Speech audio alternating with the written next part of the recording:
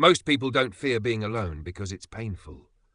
They fear it because when the noise stops, there's nothing left to hide behind. No notifications, no audience, no distraction, just you. And for some people that moment feels like relief. For others, it feels unbearable. This video is about why that difference exists and what solitude actually does to a person when it's approached the right way.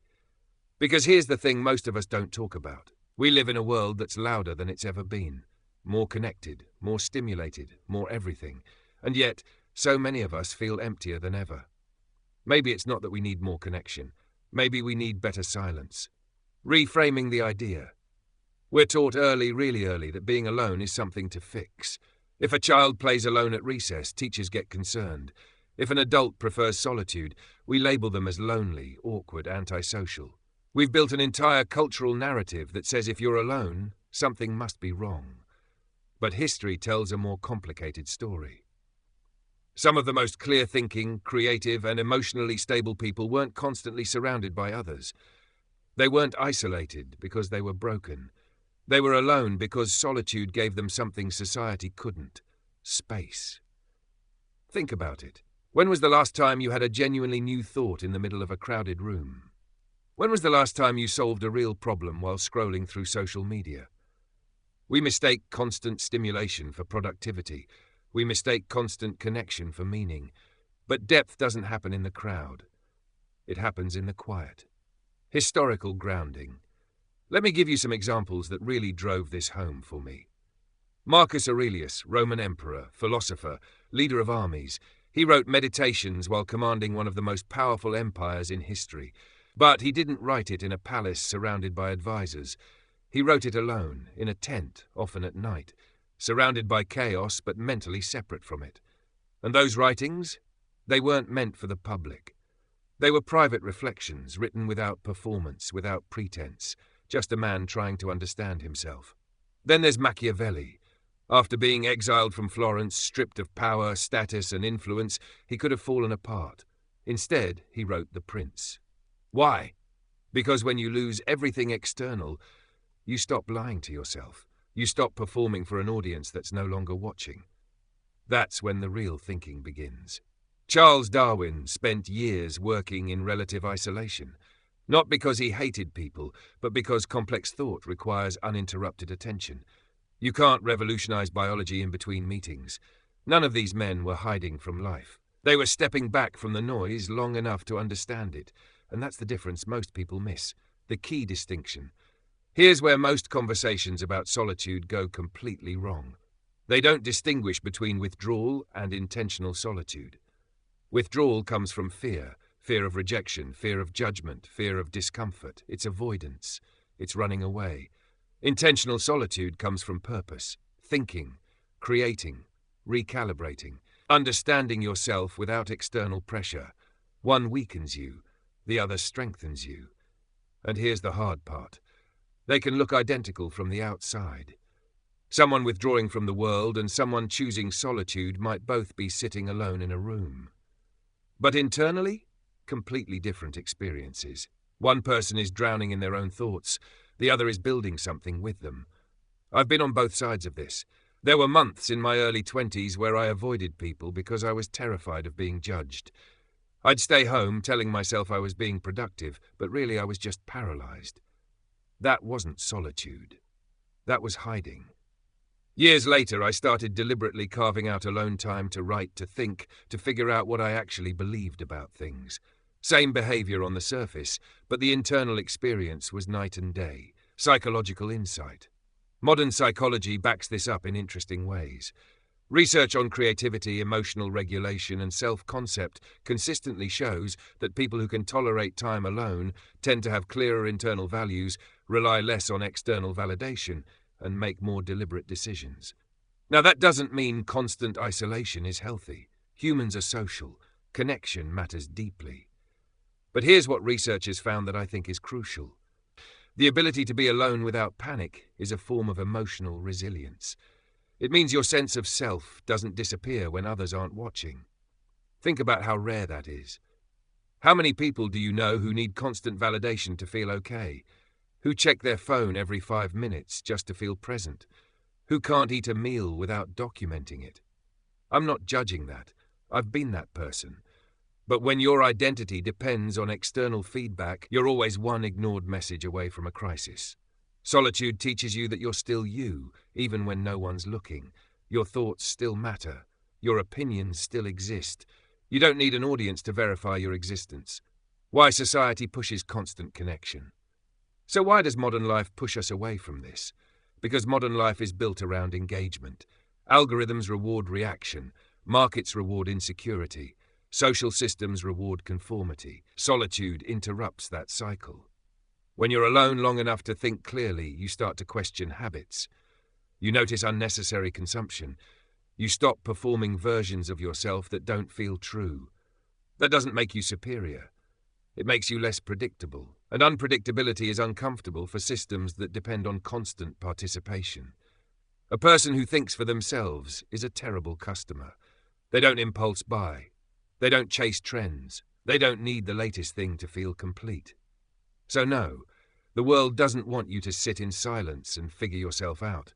It wants you scrolling, consuming, comparing, and coming back for more.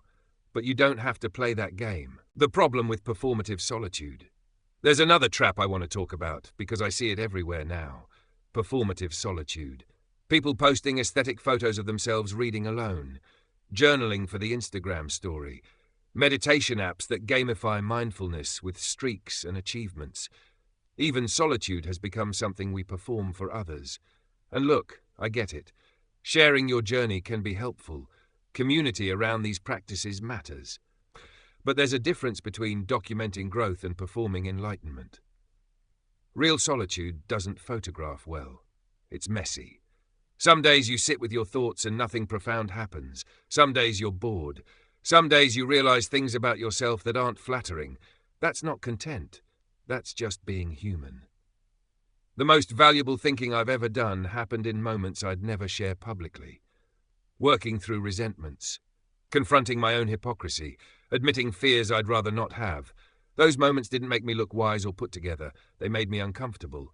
And that discomfort was exactly what I needed. Practical framework. So how do you actually practice healthy solitude? Here's what's worked for me and what the research supports. First, give solitude a purpose. Writing, reading, training, learning, deep reflection. Unstructured isolation just turns into rumination. Your mind loops. You spiral. But when you give yourself a task, even a small one, you channel that mental energy into something real. I keep a notebook specifically for alone time. Sometimes I'm working through an idea. Sometimes I'm just writing stream of consciousness to see what comes up. The point isn't to produce something brilliant. The point is to engage actively with your own mind. Second, limit artificial noise. You can be physically alone and still mentally crowded. Endless scrolling keeps your brain in reactive mode. You're still being influenced, still being sold to, still comparing yourself. Real solitude means stepping away from that. I'm not saying delete all your apps or go completely off-grid, but when you set aside time to be alone, actually be alone. Not alone while checking Twitter, not alone but listening to podcasts the entire time, just alone. Third, track something real. Progress is grounding. Words written, skills built. Strength gained, pages read, problems solved. When you can see improvement, solitude stops feeling empty. It starts feeling productive. You're not just sitting with yourself, you're building something with that time. And fourth, re-enter intentionally. Solitude isn't an identity. It's a phase that prepares you to show up better, not disappear forever. The goal isn't to become a hermit. The goal is to know yourself well enough that when you do connect with others, it's from a place of strength, not neediness. The temperament factor. Now let me be clear about something important. Some people genuinely thrive with more social stimulation. Others function best with space. Neither is morally better. I'm an introvert by nature. Solitude recharges me. Too much social interaction, even positive interaction, drains me. That's just how I'm wired. My best friend is the opposite. She thinks out loud. She processes through conversation. Long stretches alone make her feel disconnected and flat. We're both healthy. We're just different. The problem starts when you force yourself into a lifestyle that contradicts your temperament and then wonder why you feel exhausted, resentful, or disconnected. If you're an extrovert trying to copy some minimalist monk lifestyle because the internet told you it's enlightened, you're going to be miserable. And if you're an introvert forcing yourself to be constantly social because you think isolation means failure, same thing. Being alone doesn't mean something is wrong with you. It might simply mean you're listening to yourself for the first time in a long while. And that's not weakness, that's awareness. The harder truths.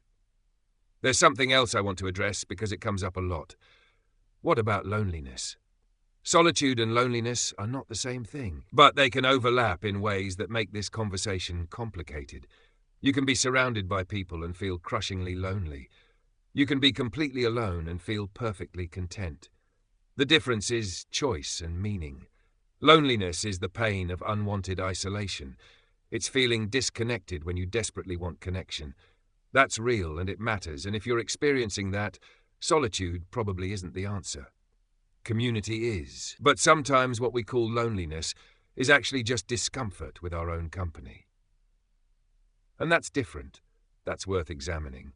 If you can't stand being alone with yourself for even an hour, that's not a scheduling problem. That's a signal. It might mean you've been avoiding something. It might mean you've built an identity that only exists in relation to others. I'm not saying you need to enjoy every moment alone. I'm saying the fear of it is worth understanding. Solitude in a connected world. One of the stranger aspects of modern life is that we're more connected than ever, and yet loneliness rates are skyrocketing. How does that make sense? Because connection and depth are not the same thing. You can have 1,000 followers and 0 friends who actually know you. You can message people all day and never have a real conversation. You can be visible to everyone and understood by no one. Surface-level connection is everywhere. But it doesn't satisfy the need for real intimacy, and it definitely doesn't replace the need to know yourself. Solitude forces depth. When you're alone, you can't hide behind performance. You can't curate your thoughts. You can't edit yourself in real time. You just are. And for a lot of people, that's terrifying. We've become so used to managing our image that we've lost touch with who we are underneath it. Spending time alone strips that away. Not in a harsh way. Just in an honest way. What solitude actually teaches. So what do you actually learn when you spend real time alone? You learn what you think versus what you've been told to think. You learn which goals are actually yours and which ones you adopted because they sounded impressive. You learn which relationships drain you and which ones energize you. You learn that boredom isn't the enemy. Sometimes being bored is exactly what your brain needs to reset. We're so overstimulated that we've forgotten what it feels like to just exist without input. You learn that most of your anxieties sound way more reasonable in your head than they do when you write them down. Something about externalizing thoughts makes you realize how much you've been catastrophizing. And maybe most importantly, you learn that you're enough, not in some self-help slogan way, but in a real, lived way. You don't need constant validation. You don't need to be entertained every second. You don't need other people to tell you you're okay.